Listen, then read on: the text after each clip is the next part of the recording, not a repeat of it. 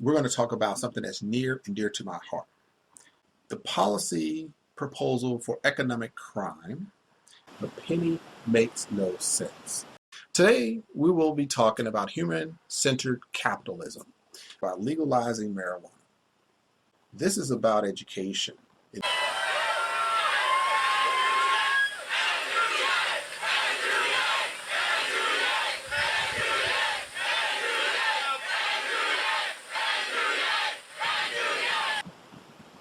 Welcome to the Entering Policy Series by your host, Rasheed Hill. Today we're going to talk about supporting historically black colleges and universities. HBCUs came into existence out of necessity as a result of racial discrimination that denied black Americans access to higher education. While HBCUs represent only about 3% of 2- and 4-year public and private nonprofit institutions that participate in federal student financial aid programs, they award 17% of all bachelor's degrees earned by black students and have played a critical role in graduating black students with bachelor's degrees in the science, technology, engineering, and mathematics fields. That's the STEM field. HBCUs also contribute substantially to the national economy, providing over 134,000 jobs and $14.8 billion in economic impact in 2014 alone. Despite the large benefit of HBCUs have provided the national economy, they struggle with adequate funding and resources. HBCUs rely heavily on public funding more than any other schools because HBCUs have fewer private funding options and face discrimination from private funding sources. But public funding for HBCUs has been cut by 42% since 2003. HBCUs lack the funding and the fundraising infrastructure to tap their alumni network, resulting in small endowments. Now, we know at Morehouse recently, Oprah and another guy donated and basically cleared the debt for many of the students there. So what we need to do is ensure they have equitable funding and equal access to resources available to other higher education entities. I'm for the dramatically increasing federal allotments to HBCUs, Andrew Yang says. The problem with education right now is that it's become a business. What happens is schools end up benefiting by catering to the affluent. So you have these HBCUs that have an incredible historical mission that's shown to elevate hundreds of thousands of African Americans.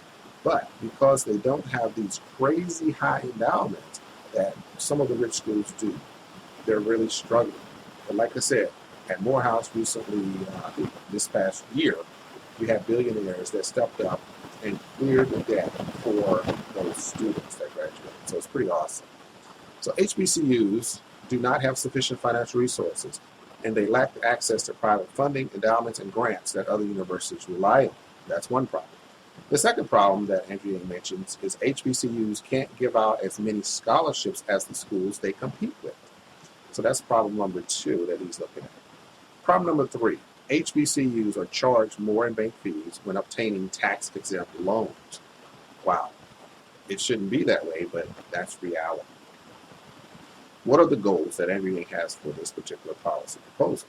Ensure HBCUs have the funding they need to help their students thrive. Also, address unequal banking practices in lending to educational institutions. Also, provide HBCUs with funding to enable them to provide their students with the same opportunities as other schools. So Andrew Yang says, as president, this is what he'll do. Ensure HBCUs' federal funding levels are equitable when compared to similar schools. Also, he will commit $250 million in federal funds to provide training programs in grant writing for faculty and staff at HBCUs. And grant funding is pretty important if you don't know. Provide $7.5 billion in federal funding for general infrastructure improvements, including facilities and academic resources, as well as $750 million for building out a fundraising infrastructure. Next, end any practices that allow banks to charge HBCUs higher fees and provide public funding options to ensure that all HBCUs can receive lower rates. Also, help strengthen HBCUs with support for loan forgiveness and salary incentives through $1.5 billion in federal funding to recent PhDs who commit to teaching at the HBCUs. Also, strengthen and empower the White House initiative on HBCUs by providing $6 billion in federal funding for scholarships and internships through the organization, and by encouraging them to engage in dialogue with HBCU leaders on strengths and weaknesses of various programs. These are ways that we can change the game. Andrew Yang is for change in 2020. Please take a moment, comment, subscribe if you haven't, and please spread the word to others. This is the part of the series on colleges and education. We've talked about reducing debt. We've talked about historically black colleges.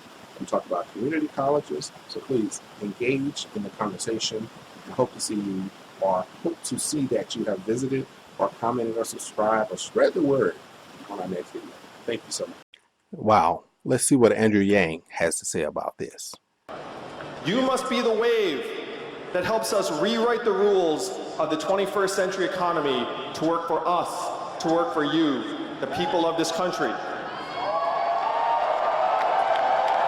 You must be the wave that helps give the entire nation a new way forward, and gives me and millions of parents around the country the ability to look our children in the eyes and say, with truth in our hearts, your country loves you, your country values you, and you are going to be all right.